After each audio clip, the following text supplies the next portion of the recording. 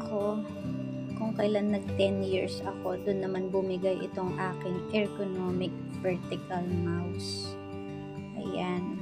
Kanina ko pa charge. Mukha siya nagcha-charge, pero kapag ginamit ko na siya, ayaw. Pahinto-hinto siya.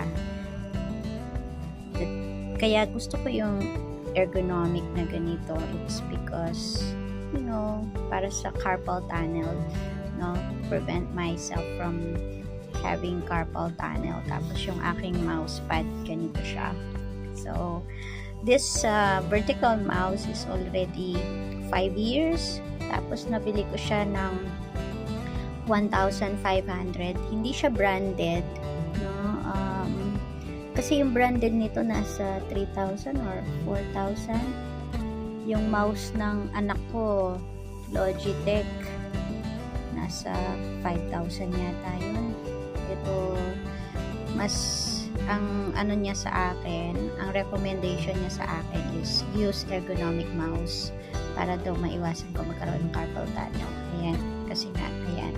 Kita nyo yung aking kamay, parang may buko siya dyan, kasi yun nga, yung palaging paggamit ng mouse, So, anyhow, buti na lang, ako ay may reserve na mouse, Bluetooth mouse, which is, para dapat ito sa aking Huawei na tablet, yung aking Huawei na MatePad, pero gagamitin ko muna pansamantala.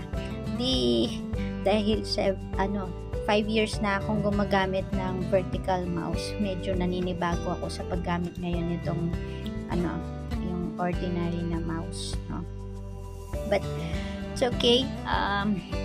Umorder na ako sa Lazada at ang in-order kong kulay ay kakulay syempre ng aking keyboard. Itong keyboard ko ay inayos ng aking panganay. Ayan, pinalitan niya yung iba sa mga keys. Ayan.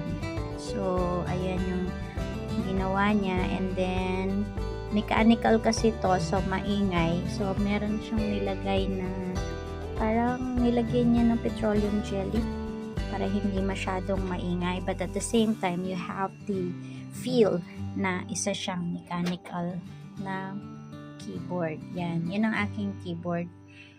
It's a full keyboard, except for yung ibang keys wala dyan, pero mas sanay kasi ako dito sa ganito. Yan. So anyhow, yung aking mouse, papakita ko na yung in-order ko mouse.